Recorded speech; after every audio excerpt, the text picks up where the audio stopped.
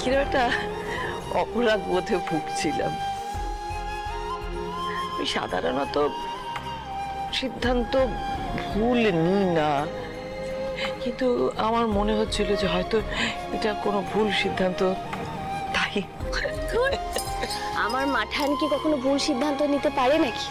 একদম ঠিক সিদ্ধান্ত নিয়েছে। রাত করিস না, কাল সকালে উঠে আবার আমাদের পুজো দিতে যাওয়া আছে তো। ও কালকেই যাওয়া না? থানে, হ্যাঁ। আচ্ছা, আমি খুব তাড়াতাড়ি রেডি হয়ে যাবো সকাল সকাল। ঠিক আছে, তাড়াতাড়ি শুয়ে পড়। ঠিক আছে। জয় মা মঙ্গলচণ্ডী। ওলে বাবালে, দেখো দেখো দেখো, সকাল সকাল বেবু যাবে বলে একদম সেজে রেডি হয়ে গেছে। ওলে বাবালে বাবালে বুবুলে। আচ্ছা ঠিক আছে ঠিক আছে, এখন আর অত আতি নয়, বেরোতে হবে তো। তুমি ডালাটা নিয়ে বেরো। গাড়ি বের করছি। আসছি মাঠা। চাপা চাপা, হ্যাঁ মাঠান। আমরা তো পুজো দিতে বেরোচ্ছি। এদিকে বড় বৌমা ধুম জ্বরে শুয়ে আছে, প্রেমাংশও তো বাড়িতে নেই। একটু কিন্তু সতর্ক থাকবে, কেউ যেন হুটহাট বাড়ির মধ্যে ঢুকে না পড়ে। ঠিক আছে মাঠান, আপনি অত চিন্তা করবেন না, আমি সব দিকে নজর রাখুন। আর আমি দুপুরে রান্নাটা করে রাখুন। আচ্ছা, আপনারা এবার ঠাকুর বলে আসেন।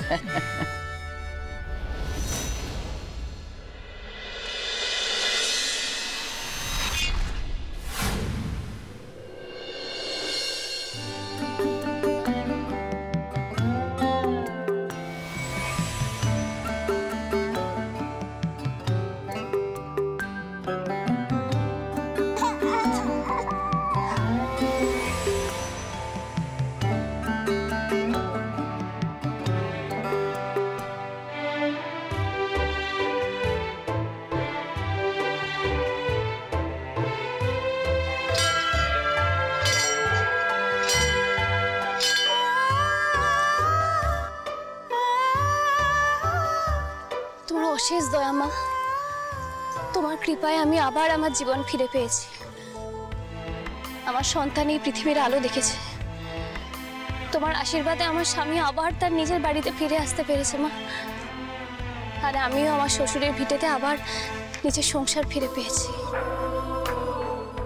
তোমার অনেক দয়া মা গো, অনেক দয়া তোমার। ঠাকুর, মাগো, তুমি আমার সংসারটাকে জুড়ে দিয়েছো। তোমার সত্যিই অসীম কৃপা। তোমার লীলা বোঝা আমাদের সাধ্যের অতীত। মা, এভাবেই আমাদের পরিবারকে আশীর্বাদ করো, আমাদের পাশে থেকো মা।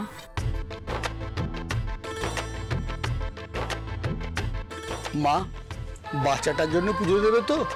দাও, পুজোর ডালাটা আমাকে দাও।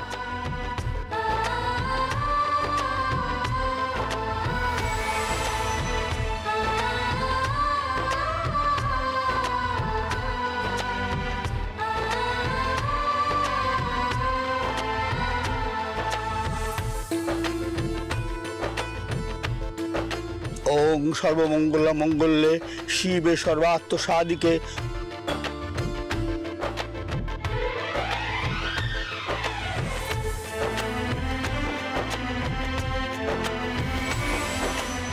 এই নাও মা, মায়ের প্রসাদী ফুল। ঠাকুর মশাই, ওটা আপনি মাঠানের হাতেই দিন। মাঠান তো আমাদের বাড়ির গুরুজন। মা মঙ্গলচণ্ডীর পরে আমাদের পরিবারের ছাতা উনি।